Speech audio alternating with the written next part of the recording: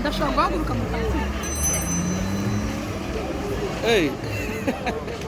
ntawe ugusiga ntawe.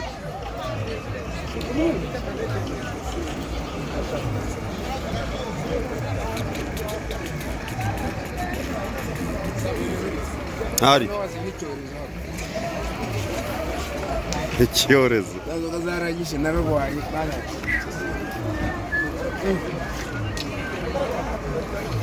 ahaze ahangaha mufitemo akabari.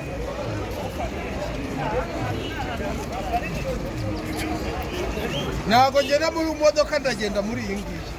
reka reka umva mugenda baragaswe.